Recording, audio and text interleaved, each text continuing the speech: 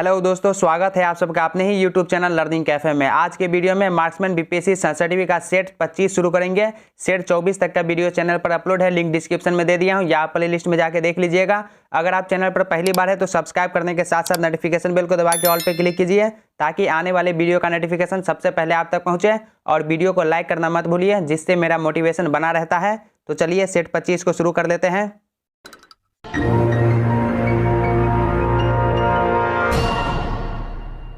हमारा पहला क्वेश्चन है राष्ट्रीय आय। राष्ट्रीय आय क्या है? साधन लागत पर निवल राष्ट्रीय उत्पाद है। ऑप्शन बी राइट आंसर हो जाएगा। नेक्स्ट क्वेश्चन, राष्ट्रीय आय निरूपित करता है बाजार कीमतों पर सकल राष्ट्रीय उत्पाद मूल्य ह्रास और अप्रत्यक्ष करों को घटाकर सब्सिडी जोड़कर। ऑप्शन सी राइट आंसर हो जाएगा। नेक्स्ट क्वेश्चन, मिश्रित अर्थव्यवस्था का अर्थ है। मिश्रित अर्थव्यवस्था का अर्थ जहां राष्ट्रीय अर्थव्यवस्था में सार्वजनिक क्षेत्र के साथ साथ निजी क्षेत्र में भी विद्यमान हो। ऑप्शन बी सही उत्तर हो जाएगा। दोस्तों, आपको 2 से 3 सेकंड का समय दिया जाएगा सही उत्तर सोचने का। फिर आप वीडियो के लास्ट में कमेंट कीजिएगा 150 में से आपका स्कोर कितना रहा। नेक्स्ट क्वेश्चन, क्वेश्चन नंबर 4 देखिए। यह सत्य होगा कि भारत को परिभाषित किया जाए एक श्रम आधिक्य वाली अर्थव्यवस्था के रूप में। देश की वृद्धि में निम्न में से कौन सा अनार्थिक तत्व है? सामाजिक व्यवहार। ऑप्शन ए राइट आंसर हो जाएगा, सामाजिक व्यवहार। भारत के निम्न राज्यों में से किसमें प्रति व्यक्ति आय सबसे कम है? बिहार में। ऑप्शन ए हो जाएगा, बिहार। निम्न में से किस राज्य में औसत प्रति व्यक्ति आय सर्वाधिक है? सबसे ज्यादा गोवा में है। ऑप्शन ए हो जाएगा, गोवा। नेक्स्ट क्वेश्चन, निम्नांकित में से किस राज्य में औसत प्रति व्यक्ति आय सर्वाधिक है? हरियाणा में। भारत में बचत और पूंजी निर्माण की ऊंची दर होते हुए भी संवृद्धि दर कम होने का कारण है? ऊंचा पूंजी या उत्पाद अनुपात। ऑप्शन डी राइट आंसर हो जाएगा। निम्नलिखित में से कौन सा लक्षण भारतीय अर्थव्यवस्था का नहीं है? प्राकृतिक संसाधनों की कमी, ये भारतीय अर्थव्यवस्था का लक्षण नहीं है। एक खुली हुई अर्थव्यवस्था में अर्थव्यवस्था की राष्ट्रीय आय वाई है। CIGXM का क्रमशः अर्थ उपभोग, निवेश, सरकारी खर्च, कुल निर्यात और कुल आयात है। तो इसका सही ऑप्शन कौन सा है? Y = C + I + G + X - M। Option C सही उत्तर हो जाएगा। यदि एक दी हुई समयावधि में कीमतें तथा मौद्रिक आय दोनों दोगुनी हो जाए तो वास्तविक आय अपरिवर्तित रहेगी। ऑप्शन सी हो जाएगा, वास्तविक आय में कोई चेंजिंग नहीं होगा। वर्तमान मूल्यों पर प्रति व्यक्ति आय की वृद्धि दर अस्थिर मूल्यों पर प्रति व्यक्ति आय की वृद्धि दर से अपेक्षाकृत अधिक है, क्योंकि अस्थिर मूल्यों पर प्रति व्यक्ति आय की वृद्धि दर में ध्यान रखा जाता है मुद्रास्फीति की वृद्धि दर ध्यान रखा जाता है। ऑप्शन सी हो जाएगा, मुद्रास्फीति की वृद्धि दर का ध्यान रखा जाता है। 1867 से 68 में भारत में प्रति व्यक्ति आय 20 रुपया थी। यह सर्वप्रथम अनिश्चित किया सबसे पहले दादा भाई नौरोजी ने। ऑप्शन डी हो जाएगा, दादा भाई नौरोजी। भारत का राष्ट्रीय आय का प्रथम मापन किया गया दादा भाई नौरोजी के द्वारा। भारत में राष्ट्रीय आय समंकों का आकलन किया जाता है केंद्रीय सांख्यिकीय संगठन द्वारा। भारत में राष्ट्रीय आय का प्राकलन किया जाता है केंद्रीय सांख्यिकीय संगठन द्वारा किया जाता है। भारत में पूंजी निर्माण के आंकड़े एकत्रित करने का काम कौन करता है? भारतीय रिजर्व बैंक और केंद्रीय सांख्यिकीय संगठन करता है। भारत का आर्थिक सर्वेक्षण प्रत्येक वर्ष सरकारी तौर पर प्रकाशित किया जाता है भारत सरकार के वित्त मंत्रालय द्वारा।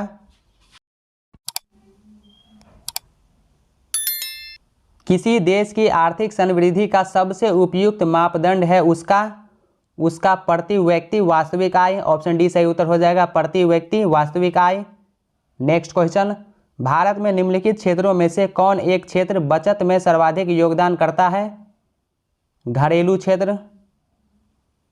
यह विचार कि भविष्य में भारतीय नियोजन में वस्तुओं से अधिक ध्यान व्यक्तियों पर देना चाहिए व्यक्त किया गया था? किसके द्वारा व्यक्त किया गया था? अमर्त्य सेन के द्वारा।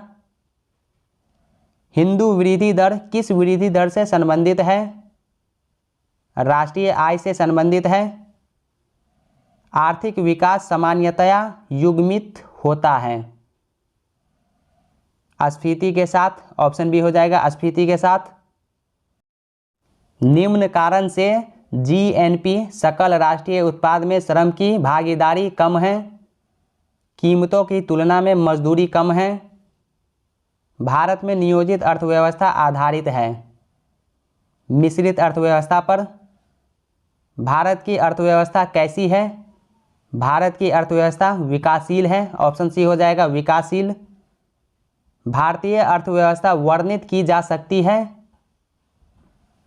भारतीय अर्थव्यवस्था एक विकासशील अर्थव्यवस्था है। ऑप्शन बी हो जाएगा सही उत्तर। निम्न में से कौन आर्थिक सुधारों के द्वितीय प्रजनन जेनरेशन में सरकार द्वारा चिन्हित किए गए हैं का भाग नहीं है? न्यायिक प्रणाली में सुधार। ऑप्शन सी हो जाएगा न्यायिक प्रणाली में सुधार का भाग नहीं है। नेक्स्ट क्वेश्चन, भारत में आर्थिक उदारीकरण शुरू हुआ। भारत में आर्थिक उदारीकरण औद्योगिक लाइसेंस नीति में वास्तविक बदलाव के साथ शुरू हुआ। अगला क्वेश्चन, भारत की व्यावसायिक संरचना के वर्षों बाद भी लगभग वैसा ही बने रहने का एक कारण है। इसका एक कारण निवेश का प्रतिमान पूंजी प्रधान उद्योगों की दिशा में उन्मुख रहा है। ऑप्शन ए हो जाएगा। भारत में अपनाई गई नई आर्थिक नीति के दो घटकों स्थिरीकरण और संरचनात्मक समायोजन के विषय में निम्नलिखित में से कौन सा कथन सही है? संरचनात्मक समायोजन क्रमिक बहुपद प्रक्रम है, जबकि अस्थिरीकरण त्वरित अनुकूलन प्रक्रम है। ऑप्शन बी सही उत्तर हो जाएगा। नेक्स्ट क्वेश्चन, भारतीय अर्थव्यवस्था के उदारीकरण का अग्रदूत किसको कहा जाता है? डॉक्टर मनमोहन सिंह को कहा जाता है। नीम राना जो टिकाऊ आर्थिक विकास का मॉडल है अवस्थित है राजस्थान में। धारणीय विकास भावी पीढ़ियों के अपनी आवश्यकताओं को पूरा करने के सामर्थ्य से समझौता किए बगैर वर्तमान की आवश्यकताओं को पूरा करता है। इस परिप्रेक्ष्य में धारणीय विकास का सिद्धांत निम्नलिखित में से किस एक सिद्धांत के साथ स्वाभाविक रूप से जुड़ा हुआ है? धारण क्षमता से। ऑप्शन डी हो जाएगा धारण क्षमता। भारत के सकल घरेलू उत्पाद में कृषि एवं उससे संबंधित प्रक्षेत्र का अंश लगभग 18% है। उत्तर प्रदेश में सर्वाधिक प्रतिशत कर्मचारी नियोजित है कृषि क्षेत्र में। ऑप्शन ए हो जाएगा कृषि क्षेत्र। कृषि का योगदान इस समय राष्ट्रीय जीडीपी में लगभग है 18%। भारत में कृषि क्षेत्र श्रम शक्ति के कितने प्रतिशत लोगों को प्रत्यक्ष रोजगार प्रदान करता है? 60%। आर्थिक नियोजन के युग के आरंभ से भारत की सकल राष्ट्रीय आय में वृद्धि कृषि का हिस्सा है।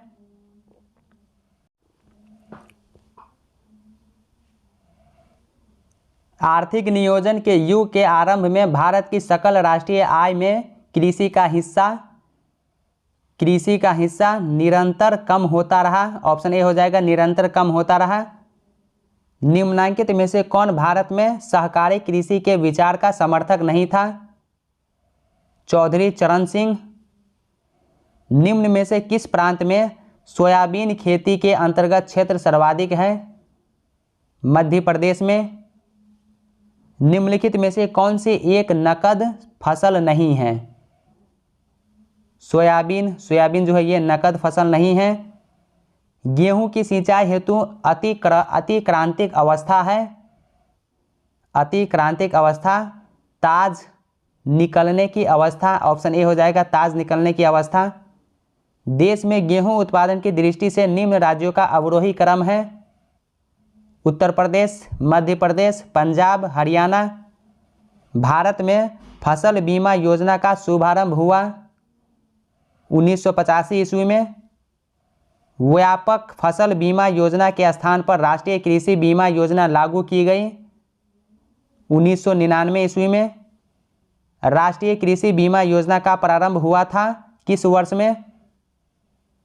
1999 से 2000 ईस्वी में। किस वित्तीय वर्ष के संघीय बजट में राष्ट्रीय कृषि बीमा योजना को खरीफ फसल पर भी लागू किया गया? 2004 से 5 ईस्वी में। उत्तर प्रदेश में किसान बही योजना लागू की गई थी 1992 ईस्वी में। हैंडबुक ऑफ एग्रीकल्चर प्रकाशित होती है भारतीय कृषि अनुसंधान परिषद से। 8वीं योजना के अंतर्गत योजना आयोग ने भारत को जितने प्रमुख कृषि जलवायु प्रदेशों में विभक्त किया था उसकी संख्या कितनी है? Total 15। Option B right answer हो जाएगा 15। राष्ट्रीय हॉर्टिकल्चर मिशन किस पंचवर्षीय योजना में आरंभ किया गया था? 10वीं पंचवर्षीय योजना में। कृषि श्रमिक सामाजिक सुरक्षा योजना उपलब्ध कराती है पेंशन तथा बीमा लाभ। निम्नलिखित में से कौन सी फसल राष्ट्रीय खाद्य सुरक्षा मिशन से आच्छादित नहीं है? मोटे अनाज ये जो है नहीं है। निम्नलिखित में से कौन राष्ट्रीय खाद्यान्न सुरक्षा मिशन में सम्मिलित नहीं है? तिलहन। भारत में राष्ट्रीय खाद्य सुरक्षा मिशन कब से प्रभावी हुआ? 2007 से 8 की रबी फसल से। किस पंचवर्षीय योजना में कृषि ने ऋणात्मक विकास प्रदर्शित किया? 3री पंचवर्षीय योजना में। भारत की औसत फसल गहनता है लगभग कितना प्रतिशत है? लगभग 139%। ऑप्शन बी राइट आंसर हो जाएगा 139%। दोस्तों अगर आप चैनल पर पहली बार है तो सब्सक्राइब करने के साथ साथ नोटिफिकेशन बेल को दबा के ऑल पे क्लिक कीजिए ताकि आने वाले वीडियो का नोटिफिकेशन सबसे पहले आप तक पहुंचे। और वीडियो को लाइक करना मत भूलिए जिससे मेरा मोटिवेशन बना रहता है। नेक्स्ट क्वेश्चन, नीली क्रांति संबंधित है। नीली क्रांति मत्स्य उत्पादन से संबंधित है। पीली क्रांति संबंधित है उत्पादन से। पीली क्रांति किस चीज़ के उत्पादन से संबंधित है? तिलहन के उत्पादन से संबंधित है। पीली क्रांति संबंधित है। पीली क्रांति जो है ये तोरिया सरसों उत्पादन से संबंधित है। ये जो है तिलहन के उत्पादन में आता है। नेक्स्ट क्वेश्चन, भारतीय हरित क्रांति की जन्मस्थली है। पंतनगर। ऑप्शन ए हो जाएगा पंतनगर। भारत में हरित क्रांति के जनक स्वामीनाथन को माना जाता है। भारत में हरित क्रांति जब आरंभ हुई तो निम्नलिखित में से कौन इससे संबंधित नहीं था? रफ़ी अहमद किदवई ये संबंधित नहीं था। और भारत में हरित क्रांति के जनक एम.एस. स्वामीनाथन को माना जाता है। सार्वजनिक वितरण प्रणाली से वितरित अनाज पर कीमत बढ़ाने का उद्देश्य है।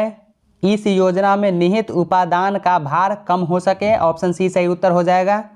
नेक्स्ट क्वेश्चन, ऑपरेशन फ्लड का संबंध निम्नलिखित में से है। ऑपरेशन फ्लड का संबंध दुग्ध उत्पादन से है। ऑप्शन बी हो जाएगा दुग्ध उत्पादन। हरित क्रांति से भारत के कौन से राज्य सर्वाधिक लाभान्वित हुए? पंजाब, हरियाणा और पश्चिमी उत्तर प्रदेश। निम्नलिखित में से कौन सी कृषि करने की प्रक्रिया पर्यावरण संरक्षण में सहायक है? जैविक खेती। निम्न में से किस वर्ष में खाद्यान्न उत्पादन में वृद्धि दर ऋणात्मक रही? 2004 से 5 ईस्वी में। निर्यात हेतु आम की पसंदीदा प्रजाति है अल्फांजो। NAFED संबंधित है कृषि विपणन से। राष्ट्रीय स्तर पर कृषि विपणन सहकारिताओं का शीर्ष संगठन है NAFED. Option B right answer हो जाएगा नेफेड। भारत में कौन सा कृषि वित्त का स्रोत नहीं है? केंद्रीय बैंक। ऑप्शन डी सही उत्तर हो जाएगा केंद्रीय बैंक। नेक्स्ट क्वेश्चन, किसानों को उनकी अल्पावधि और दीर्घावधि आवश्यकताओं के लिए अनेक स्रोतों से ऋण प्रदान किया जाता है। किसानों को मिलने वाले ऋण के मुख्य स्रोतों में सम्मिलित हैं प्राथमिक कृषि सहकारी समितियां, व्यावसायिक बैंक, RRB और गैर सरकारी उधारदाता, ऑप्शन ए राइट आंसर हो जाएगा। नेक्स्ट क्वेश्चन, हाल के वर्षों में भारत में कृषि वित्त का सबसे बड़ा स्रोत निम्नलिखित में से कौन सा एक है? वाणिज्यिक बैंक, ऑप्शन ए हो जाएगा वाणिज्यिक बैंक। नेक्स्ट क्वेश्चन, भारत में निम्नलिखित में से किसकी कृषि तथा सहबद्ध गतिविधियों में ऋण के वितरण में सबसे अधिक हिस्सेदारी है? वाणिज्यिक बैंकों की। हाल के वर्षों में निम्न में से कौन कृषि तथा संबंधित क्रियाओं हेतु सबसे कम संस्थागत साख प्रदान कर रहा है? विदेशी निजी बैंक, ऑप्शन बी हो जाएगा विदेशी निजी बैंक। लाखों करोड़ों पुरुष एवं स्त्री श्रमिकों में जो वास्तव में काम करते हैं, परस्पर हिस्सेदारी एवं सहयोगपूर्ण निष्पादन की भावना कर देना उपयुक्त अंश संबंधित है। तो ये उपर्युक्त अंश किससे संबंधित है? सामुदायिक विकास से। निम्न कथन से हम क्या समझते हैं? भारत ने राष्ट्रीय खाद्यान्न सुरक्षा प्राप्त कर ली है, परंतु पारिवारिक सुरक्षा नहीं प्राप्त की है। खाद्यान्न स्टॉक पर्याप्त है, परंतु सभी परिवारों को उसे प्राप्त करने की सामर्थ्य नहीं है। कृषि मूल्य आयोग की स्थापना की गई, वर्ष कब की गई? 1965 ईस्वी में।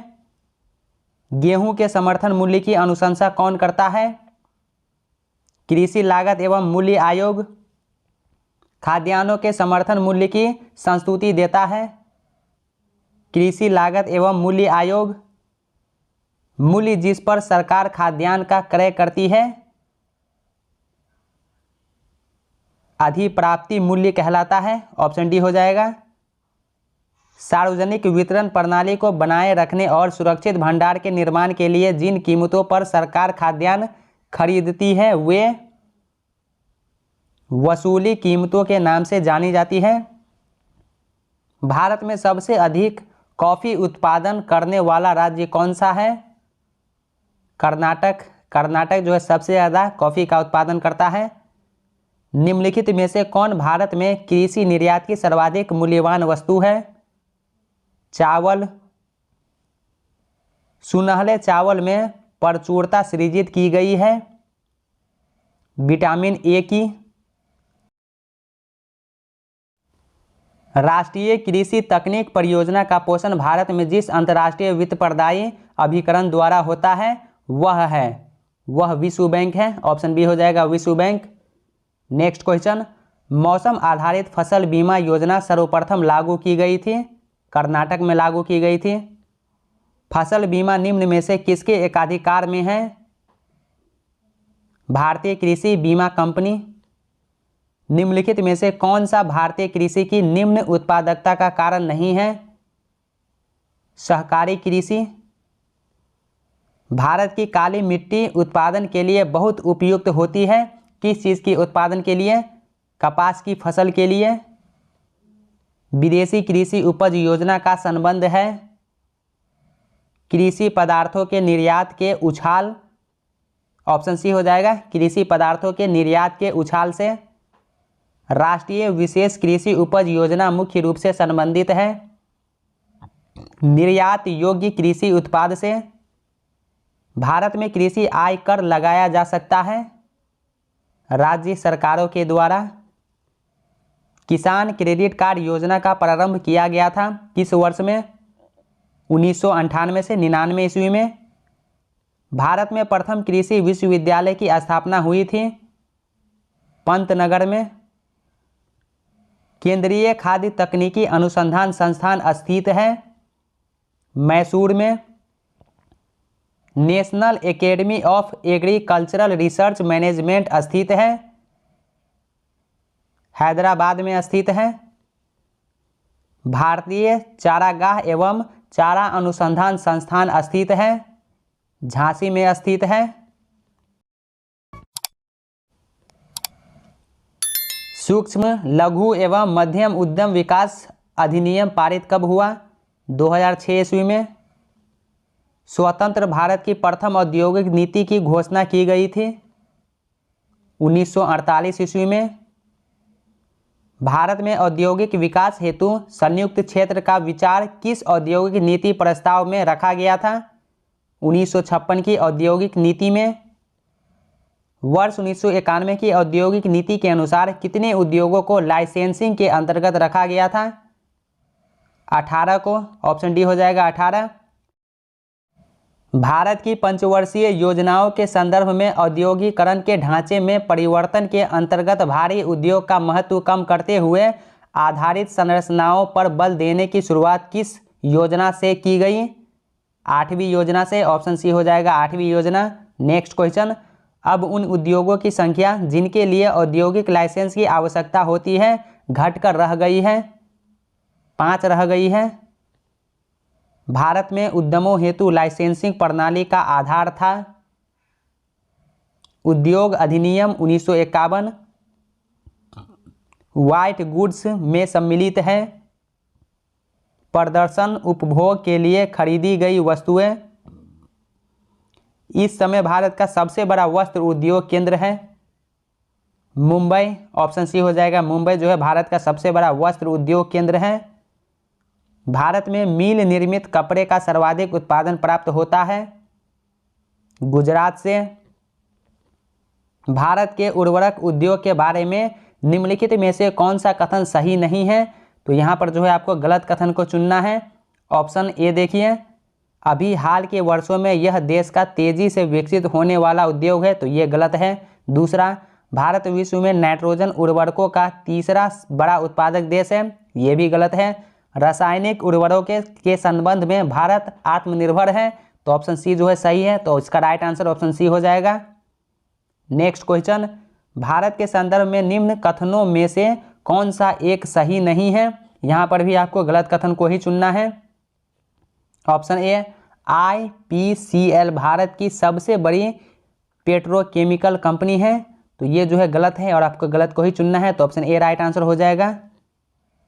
कंपनी द्वारा लाभांश की घोषणा की जाती है अभिदत्त पूंजी पर। कंपनी के तुलन पत्र से कंपनी की परिसंपत्तियों और देयताओं के आकार और संगठन को बताना संभव है। निम्न वस्तु समूहों में से कौन सा FMCG में शामिल नहीं किया जाता है? स्वचालित वाहन, कार व मोटरसाइकिल।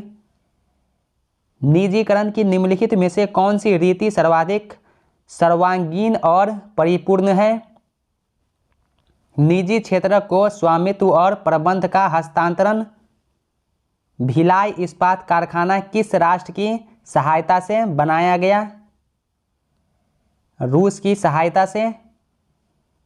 राउरकेला इस्पात संयंत्र की स्थापना हुई थी जर्मनी के सहयोग से। नेक्स्ट क्वेश्चन, निम्नांकित में कौन एक युग्म सुमेलित नहीं है?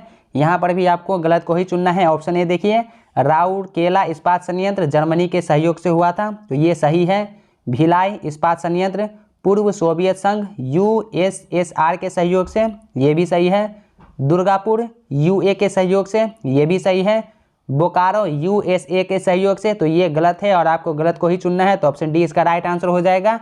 बोकारो स्टील प्लांट भारत का सार्वजनिक क्षेत्र का इस्पात संयंत्र है जो सोवियत संघ के सहयोग से बना था। यह झारखंड के बोकारो में स्थित है।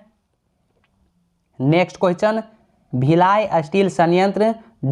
खाली स्थान उपक्रम है, तो ये जो है भिलाई सार्वजनिक उपक्रम है, ऑप्शन ए हो जाएगा सार्वजनिक। बोकारो इस्पात कारखानों में किस देश का सहयोग प्राप्त किया गया? सोवियत संघ का। भारतीय हीरा संस्थान कहाँ स्थापित किया गया है? सूरत में। कौन सार्वजनिक प्रतिष्ठान नहीं है? Leather factory Gwalior. निम्नलिखित वर्षों में से किस वर्ष में भारत संचार निगम लिमिटेड की स्थापना हुई थी? 2000 ईस्वी में। निम्नलिखित में से कौन सा एक सही सुमेलित नहीं है? यहाँ पर भी आपको गलत को ही चुनना है। ऑप्शन ए देखिए, बायोटेक्नोलॉजी लखनऊ पार्क, तो ये सही है। ट्रोनिका सिटी नोएडा, तो ये गलत है, तो गलत को ही चुनना है, तो ऑप्शन बी इसका राइट आंसर हो जाएगा। ट्रोनिका सिटी एक आगामी क्षेत्र है जो दिल्ली में स्थित है। निम्नलिखित में से किस एक समिति ने उद्योग में लघु क्षेत्र के लिए वस्तुओं का आरक्षण समाप्त करने की सिफारिश की है? आबिद हुसैन समिति। आबिद हुसैन समिति का संबंध है लघु एवं मध्यम उद्योग से। निम्नलिखित में से कौन सा एक राष्ट्रीय नवीकरण निधि का उद्देश्य है? उद्योगों का प्रौद्योगिकीय उन्नयन होने अथवा बीमार इकाइयों के बंद हो जाने से प्रभावित हुए कामगारों के हितों की सुरक्षा करना। ऑप्शन ए सही उत्तर हो जाएगा। राष्ट्रीय नवीकरण कोष की स्थापना का लक्ष्य है श्रम का पुनर्प्रशिक्षण। राष्ट्रीय नवीनीकरण फंड का गठन निम्न में से किस उद्देश्य से किया गया था? सामाजिक सुरक्षा के लिए। मेक इन इंडिया कार्यक्रम का लोगो है, मेक इन इंडिया कार्यक्रम का लोगो शेर है। ऑप्शन बी हो जाएगा शेर। नेक्स्ट क्वेश्चन, भारत में गोल्डन हैंड शेक योजना किससे संबंधित है? स्वैच्छिक सेवानिवृत्ति से। ऑप्शन ए हो जाएगा स्वैच्छिक सेवानिवृत्ति से। हजीरा उर्वरक कारखाना किस पर आधारित है? प्राकृतिक गैस पर। भारत में कोयला के 2 सबसे बड़े उत्पादक हैं छत्तीसगढ़ एवं झारखंड। कोयले का सर्वाधिक उपयोग होता है ऊर्जा उत्पादन में। साल की लकड़ी का उपयोग अधिकतर किस उद्योग में होता है? रेलवे स्लीपर में। भारत में लोक क्षेत्र किस क्षेत्र में सर्वाधिक छाया हुआ है? नियत अवधि के लिए उधार देने वाली संगठित वित्तीय संस्थाएं। क्रिसिल क्या है? तो क्रिसिल कंपनी की साख की स्थिति का मूल्यांकन करता है। ऑप्शन डी हो जाएगा। किस उद्योग को आधुनिक सभ्यता के लिए सबसे मूलभूत माना जाता है? लोहा व इस्पात। भारत में सबसे महत्वपूर्ण लघु स्तर उद्योग है हथकरघा उद्योग। सहकारी इकाइयों की दिशा में किस क्षेत्र को विकास की ऊंची दर प्राप्त हुई? सूती वस्त्र को। श्रम गहन उद्योग वह है जहां अधिक श्रमिकों को रखा जाता है। उद्योग बंधु एक औद्योगिक इकाइयों की स्थापना में तथा संबंधित समस्याओं में सहायता करने के लिए एजेंसी है। भारत में किस उद्योग में अधिकतम श्रमिक लगे हुए हैं? कपड़ा उद्योग में। ऑप्शन बी हो जाएगा कपड़ा उद्योग। भारत जैसे विकासशील देश के लिए लघु स्तरीय व कुटीर उद्योगों को मुख्यतः इसलिए प्रोत्साहित करना चाहिए क्योंकि वे कम पूंजी विनियोग की अपेक्षा करते हैं। ऑप्शन डी हो जाएगा। निम्नलिखित में से कौन सी एक लघु उद्योगों की समस्या नहीं है? हड़ताल एवं तालाबंदी ये समस्या नहीं है। लघु एवं कुटीर उद्योग इसलिए महत्वपूर्ण हैं क्योंकि वे बहुतों को रोजगार प्रदान करते हैं। निम्न में से कौन सा सुमेल नहीं है? यहाँ पर भी आपको गलत को ही चुनना है। तो इसका जो राइट आंसर हो जाएगा कटनी कागज, ये जो है गलत है। तो ऑप्शन ए जो है इसका राइट आंसर हो जाएगा कटनी कागज। नेक्स्ट क्वेश्चन, भारत में चीनी का सबसे बड़ा उत्पादक राज्य कौन सा है? उत्तर प्रदेश। चीनी उद्योग सबसे अधिक किस राज्य में विकसित है? उत्तर प्रदेश में। ऑप्शन डी राइट आंसर हो जाएगा उत्तर प्रदेश।